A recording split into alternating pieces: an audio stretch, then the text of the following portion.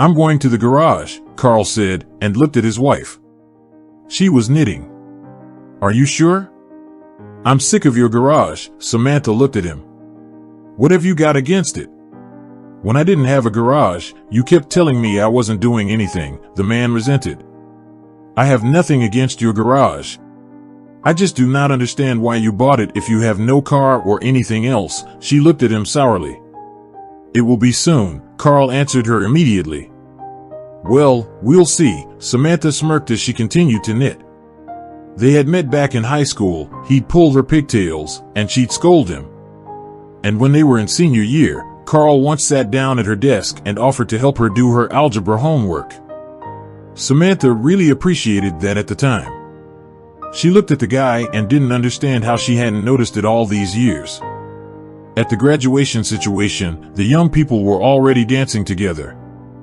That night, they watched the sunrise together. Mom, I think I met my man, she looked at her mother. Well, who is it? Carl from the parallel class. Oh, that kind boy, yes, he is, the girl nodded her head. The time came when Carl had to leave for the army. Samantha was crying hard. She had promised him on the platform that she would wait for him. He asked not to promise, but he believed this girl would be faithful to him, and so it turned out. For 2 years, they wrote letters to each other, confessions of love and resentment. They even quarreled once by correspondence. Carl decided not to take a leave of absence so as not to lengthen his term of service, and when he returned, he saw her at the train station. He was walking toward her and smiling, and Samantha was running toward him. I told the truth, I waited, she hugged him. Samantha, I'm so happy, you're a miracle, he hugged her. They went home.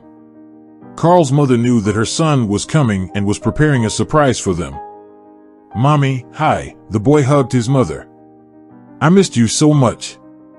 Hi, me too, my son. Where is your favorite? She asked slyly. Samantha, come on in. Mom knows you're here, Carl said loudly. The girl went into the apartment. She was noticeably shy. Hello, Samantha. Why are you so shy? We're all friends. They sat down at the table. Carl's mom served the hot meal. She baked some pies. At some point, the doorbell rang. Are you expecting someone? Carl looked at his mom. No, maybe I should have invited your friends over. When the door opened, Samantha's mother was standing on the doorstep. Mom, what are you doing here? Her daughter asked. And how could I not come in if my future son-in-law from the army came? She wondered. Everyone laughed.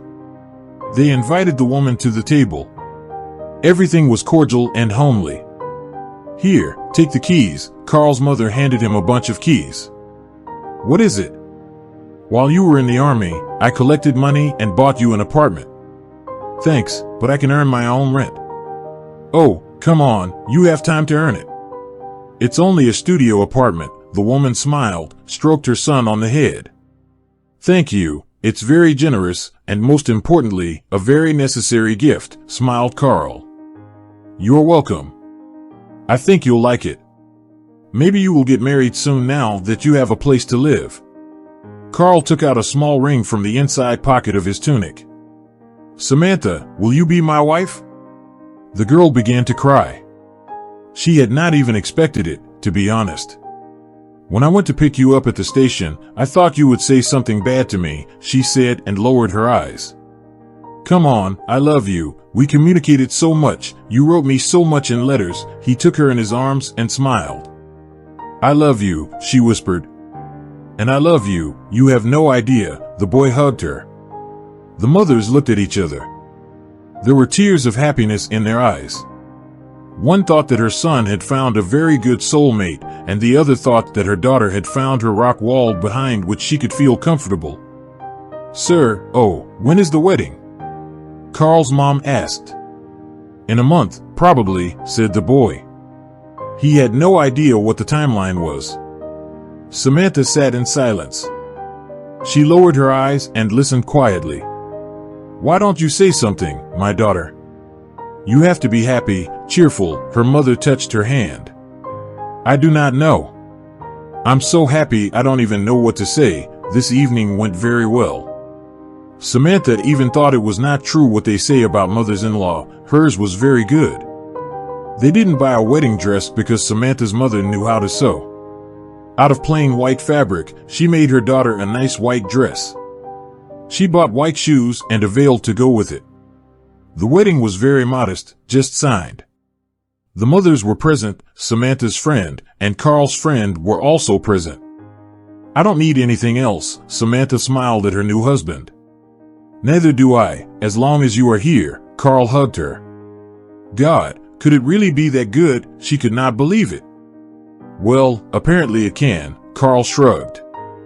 Not even a year later, Samantha became pregnant. Her firstborn son, the heir, Brian, was born. Carl, are you happy about your son? Samantha asked him at night. Why do you ask that? Of course, I wanted a son. I want you and me to have many children. Her husband looked at her.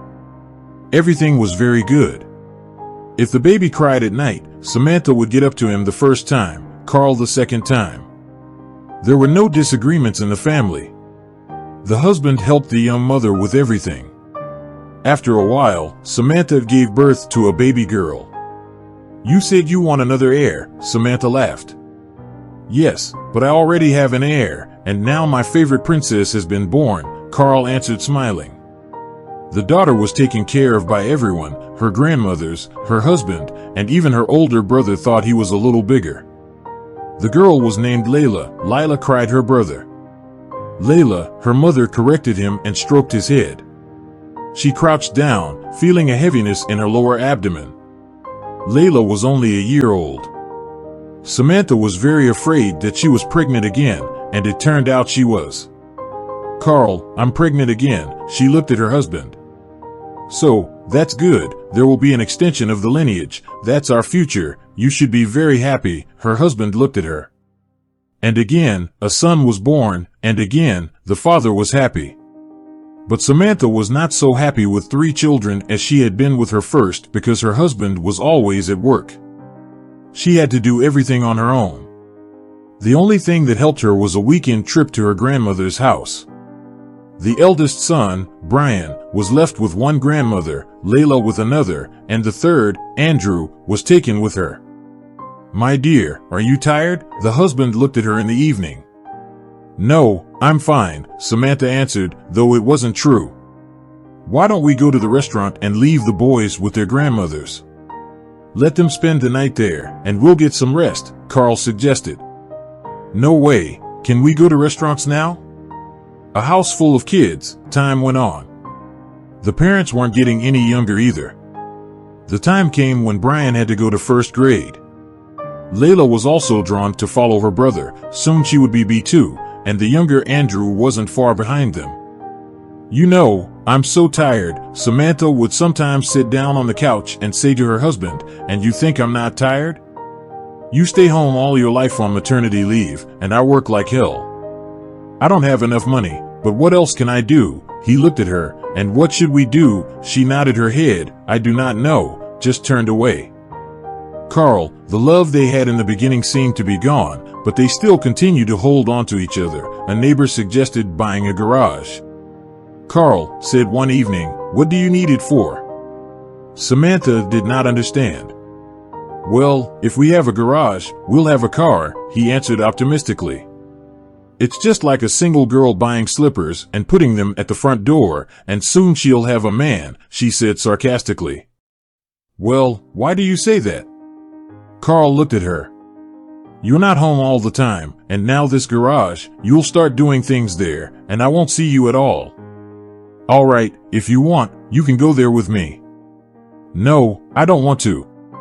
They did buy the garage, and as soon as it arrived, Carl spent all his free time there. Well, Samantha would hear, I'm going to the garage, I'm going to the garage, I'm in the garage. She didn't understand what he was doing in there, she didn't know. Samantha, don't worry about me so late, I'll stay in the garage, he called in the evening. What do you mean, stay in the garage? Well, it's just that I'm comfortable here, all the conditions, I will stay in the garage, he answered. Go home immediately, she shouted into the phone. You don't understand, he told her. I'll come and see what you're doing in the garage.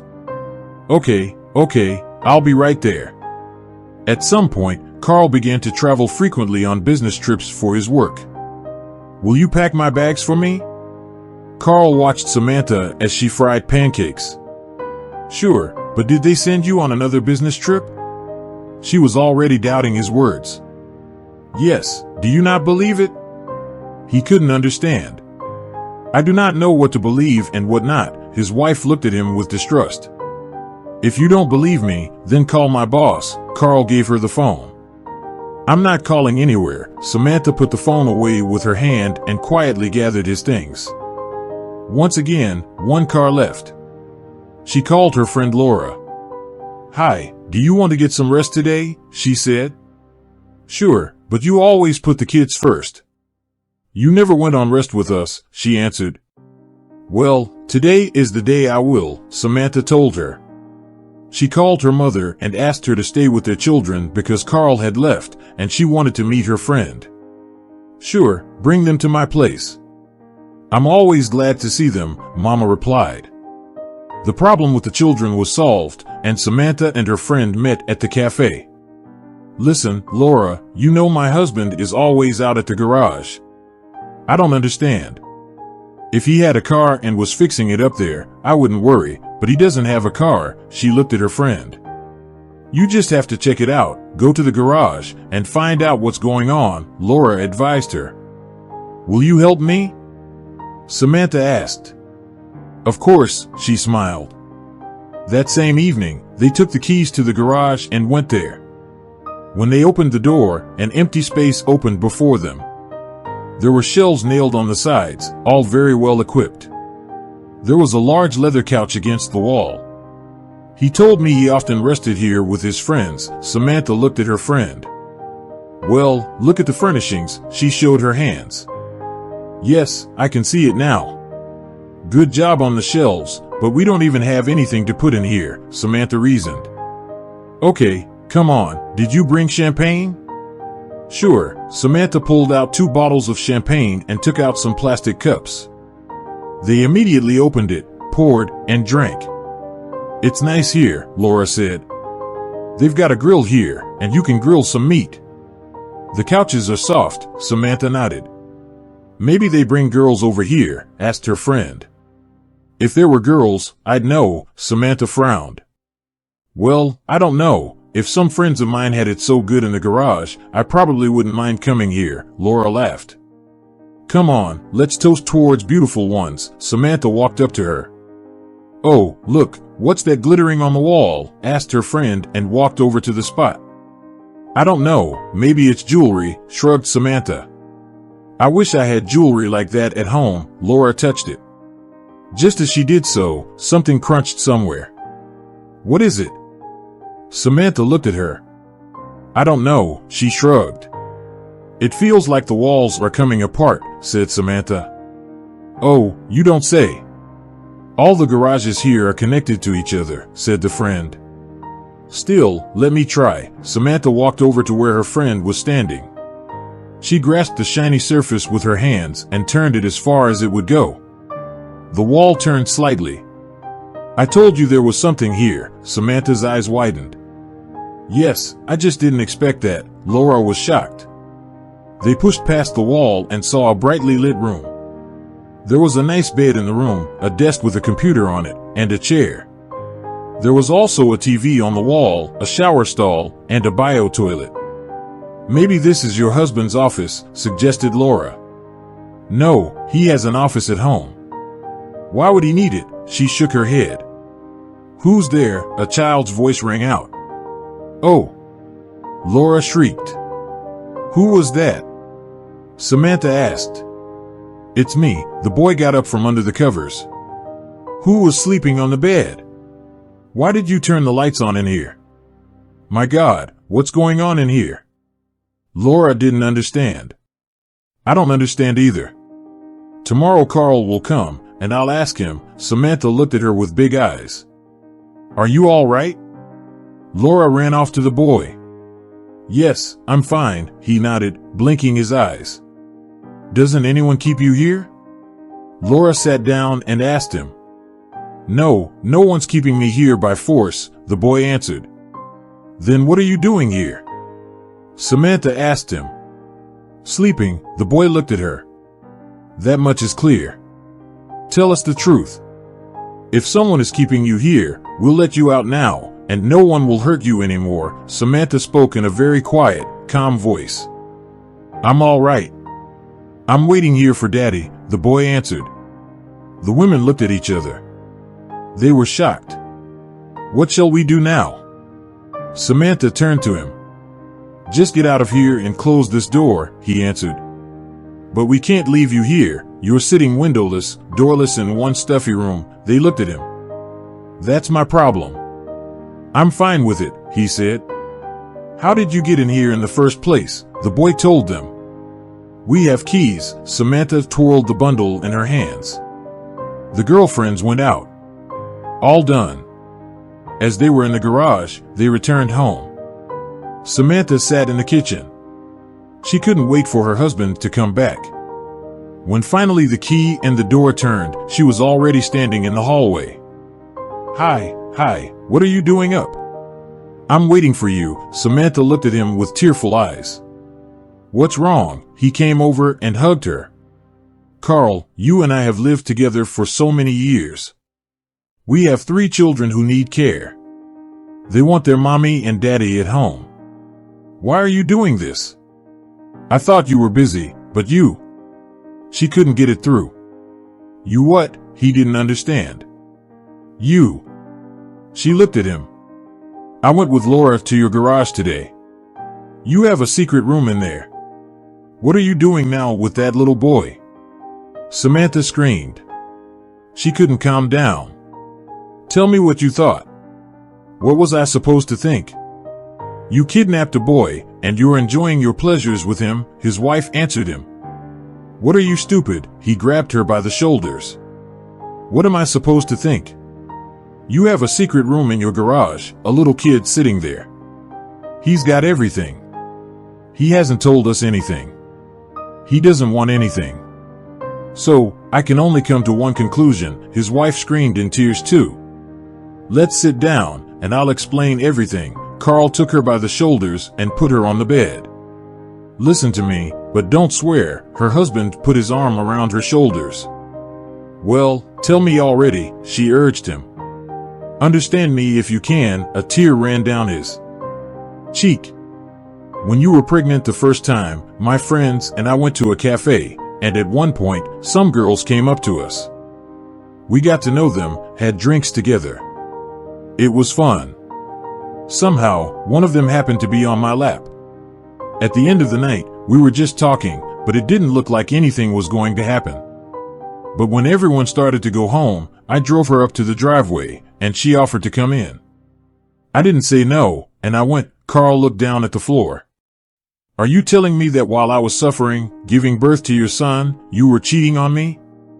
Do not shout, you'll wake the children, her husband reassured her. How could I not scream? I thought we had love, and there would be no betrayals between us. I don't understand how this could have happened, she sobbed. We went over to her house, and she poured some wine.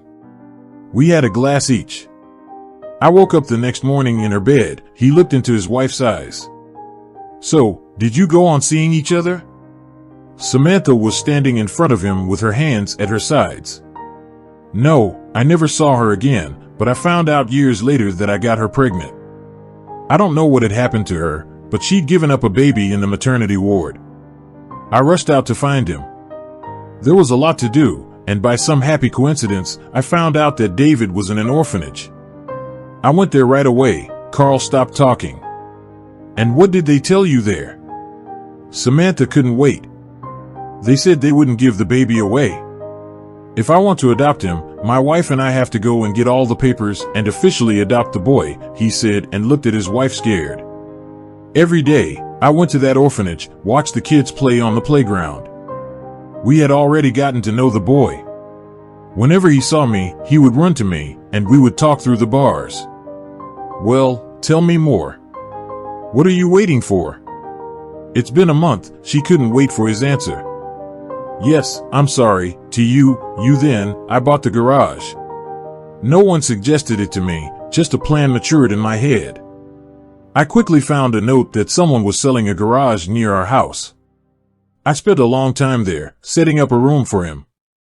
And then one day, I went to the orphanage, and when they were walking in the playground, I called David over to me. I asked him if he would come with me, and he nodded in response. We held hands and walked out of there. I took the boy to the garage. So, you're saying you stole this kid from the orphanage? They're looking for him right now. The woman grabbed her head. Yes, I know, they're looking for him, but they'll never find him. What are you talking about? She did not understand. Do you think he's going to live in that garage all his life? Why not? Every weekend, I go to see him. We go for walks in the park, go on rides. I'll introduce Brian to him later. Carl looked up at her. How can it be? When did you have time to do all this? Do not shout. I'm sorry. There are no other people's children. He's mine, and you have to take it, Carl sighed. Samantha left for the kitchen. She couldn't comprehend what her husband had just told her. She dialed her friend's number, determined to consult with her. The women agreed to meet at a coffee shop that was near their house. Samantha looked at her friend. Can you imagine what my quiet husband, who had never harmed a fly in his life, has done? He kidnapped a boy from an orphanage. Samantha cried again. Calm down, honey, it's okay. You need to think it over and decide whether or not to accept this boy. And if you do, you should just let him out. The orphanage will think it was an escape. You and Carl will get all the paperwork together, and they'll officially release him to you. You have a family with 3 children, and a 4th will be given to you. Lana looked at her. What are you talking about? This baby is from another woman that Carl cheated on me with while I was pregnant, Samantha declared. I don't see any other way. Laura shook her head. There was nothing to do. Samantha returned home. She couldn't look at her husband. She imagined him hugging another woman, and it disgusted her. That night, they slept apart. When her husband came in and kissed her and made her coffee, she turned back against the wall. Honey, I've realized what I've done, but David is my son. I care about him. Why should a boy be brought up in an orphanage if he has a father? He didn't understand. I understand, but I cannot accept it, Samantha said and turned away, tears welling up in her eyes. Have you forgiven me? Carl sat down on the bed. I forgave you a long time ago because I love you. The woman stroked his head. What are we going to do? He took her by the hand. I consulted with a friend yesterday. It would be better for him to go back to the orphanage and say he'd run away from there himself. Then we'll gather the papers and go there and officially adopt this boy. Samantha nodded her head. You're my good one. They did everything just as Samantha said. David went back to the orphanage. Everyone there just wondered how such a little boy could run so long in the middle of nowhere. Did anything happen to you, David? Tell me, why did you do that? The teacher asked. I do not want to talk to anyone. The boy did not look at her. And 2 days later, Samantha and Carl came and said they wanted to adopt a baby. They brought them some boys and girls to choose from. Just for them, I saw a white-haired boy running around the building.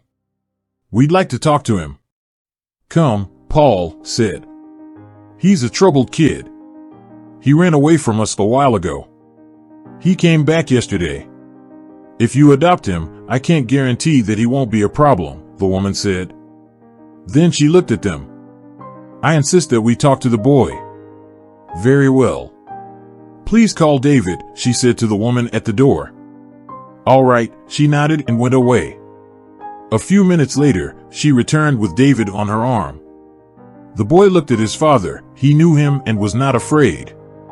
His gaze fell on Samantha. What are you doing here? The boy was frightened. Do you know him? The principal asked Carl. Carl didn't know what to think of. Yes, I've seen this boy, the man said quickly.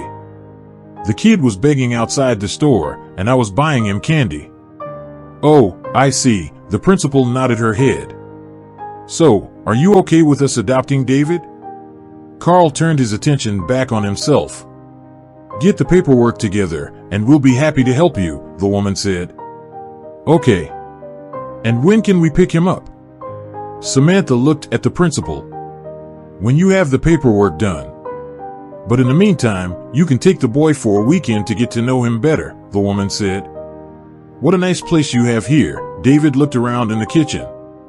Wait, that's nothing. Let's sell the garage and buy ourselves a new apartment, Carl answered and smiled.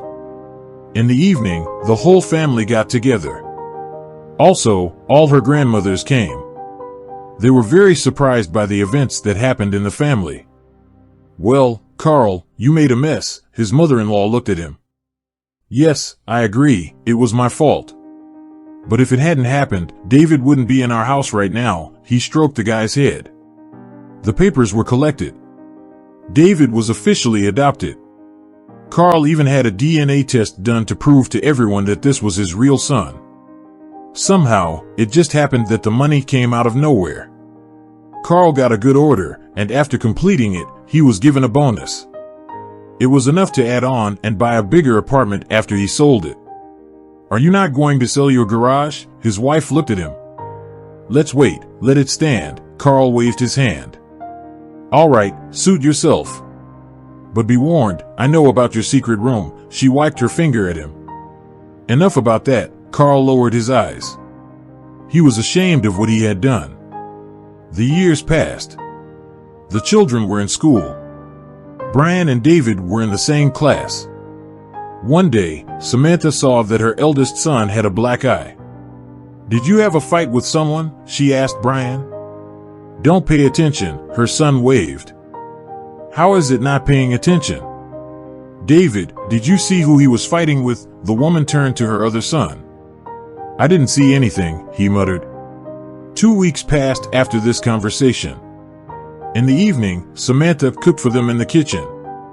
The younger children were doing their homework. Her husband was still out.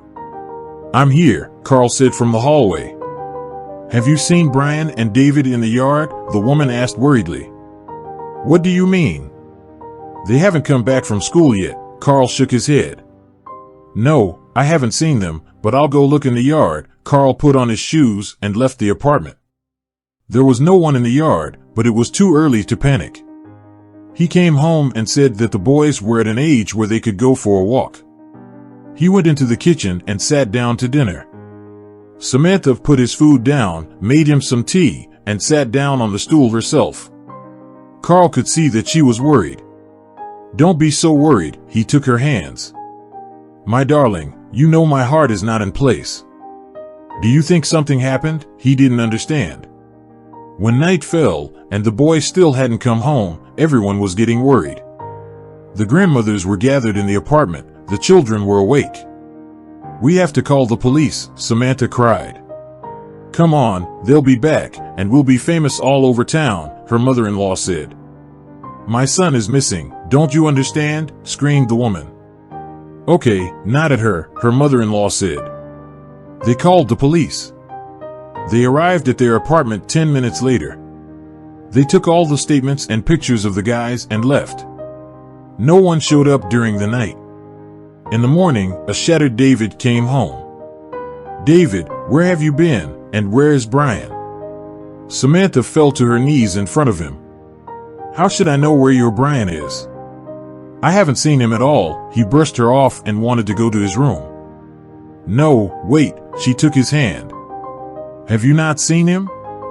You are in the same class. You were supposed to go home together. Samantha knew she was talking loudly, but she couldn't help it. Leave me alone. He looked at everyone sideways. The police arrived near lunchtime. You know, one son came back, and the other son didn't. Don't worry, we'll question the child now. Maybe something will turn up, said the man in uniform. Carl, how long had you been in your garage? It suddenly dawned on Samantha. No, why would I go there now? He looked at her. It's urgent. Let's go to the garage. The woman grabbed her coat. They arrived at the garage. They opened the doors, and the woman saw traces of blood on the floor. Her heart began to beat faster. She went over to the opposite wall, grabbed the shiny thing, and turned it as far as it would go. The wall slid away. "Wow," one of the cops said. "Okay, we'll talk later." Carl looked at him. In a small room with no windows or doors, a boy was lying on a bed. The pillow was all red and wet. "My son, my boy," the mother collapsed on the bed, but the boy was unconscious. "Get him to the hospital right away," shouted one of the policemen. The brigade arrived very quickly. They loaded the boy on a stretcher and took him to the hospital. "Doctor, what's wrong with my son?" Samantha wore the man in the white coat. "He has lost a lot of blood. We lost time. Tell me what happened to him." Samantha was about to faint. "He's got a head wound. We're doing everything we can." "What a head wound." "Unfortunately, it's true." "I'm sorry, I have to go." She took a seat on the table. "People outside her son's room shot him," she repeated, unable to comprehend what was going on. Samantha came to herself for a while and drove home. She really hoped that David would enlighten them on the story. She told them at home all that the doctor had explained to her. At this point, David cried. "Why are you crying?" "Come on, tell me." Samantha ran up to him. "Don't scare the guy," Carl stopped her. "Get off, and if you hadn't brought that kid home, nothing would have happened to my son," she shouted. "Come on, tell me." The woman continued to tower over the boy. "I don't know anything." David shook his head. "And if you don't tell me what happened right now, I will turn you into the police," Samantha threatened him. David cried again. "Yesterday when we went with him from school, the boys called him to a construction site. There was a showdown there," the boy began to say. "So you went there?" "Yes, we did. They started calling me names, and Brian didn't even stand up for me," David said. "And you shot him for that?" "With what? Where did you get that?" Samantha started yelling again. "Calm down, let him talk," her husband stopped her. "When it was all over at the construction site, and everyone left, I asked Brian why he didn't stand up for me. After all, I'm his brother." He looked at me, laughed, and said I wasn't his brother. Then we went home. I had the keys to my father's garage, and I called Brian there, the boy sobbed. "And what did you do to him?" Samantha couldn't stand it. She ran up to him again. "I didn't do anything to him. I had a toy gun, but the boys converted it to shooting bullets. I didn't think it would be like this." David cried again. "What are you talking about? How could you shoot your brother?" She didn't understand. "I was very angry when I pointed the gun at him. I didn't think it would work out like that. The bullet went right through his eye. I actually thought he was dead. So I dragged him into this room and locked him in. Then I walked around town for a long time, afraid to go home," David said. "Why didn't you tell us what you had done in the first place?" Samantha cried and fell into a chair. "I was afraid," David said honestly. "You were afraid, and my son is dying now?" The woman looked at him with a hateful look. "There were always fights between children." Carl came up to her. "Let's hope for the doctors. He's alive. It could be worse. Should I thank your son?" She looked at her husband. "You know how it could have turned out," he said. "You're the father of that bastard. I don't want to see you in this apartment anymore. Get out of here." She pointed at the door. Her mother-in-law ran up to her and tried to calm her down. "Samantha, what on earth are you talking about?" she said. "And you go with them too," she cried. Only Samantha and her mother remained in the house, and the young children were already asleep. "Mom, I'll probably go to the hospital," she said. "Yes, daughter, go. I'll stay and watch the children," the woman nodded. Samantha arrived at the hospital. It turned out that Nikolai had a very rare blood type, and they could not find a donor.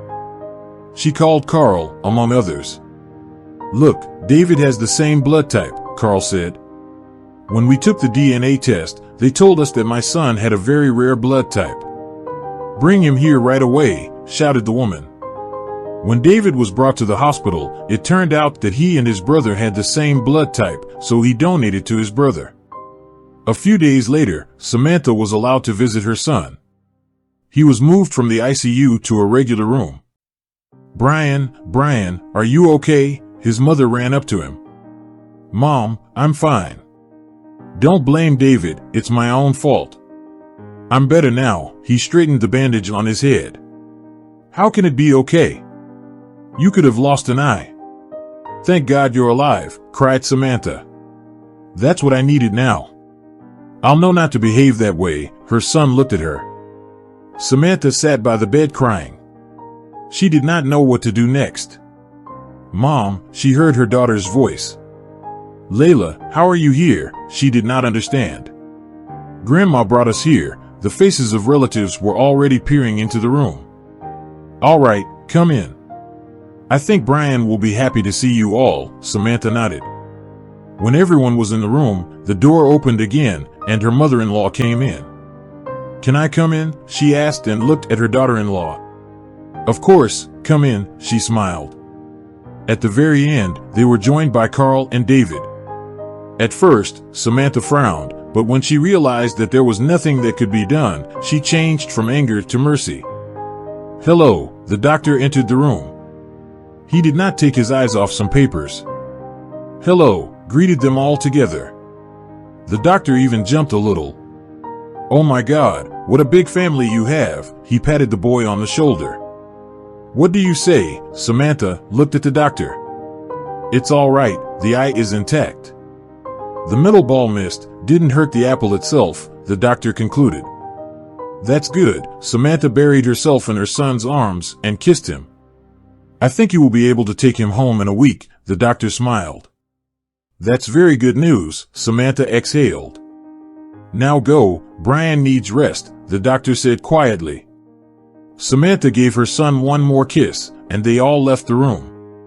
Come on, I need to talk to you, she called David after her in the hospital corridor. He turned on his father, unsure of what to do. Go, the man nodded.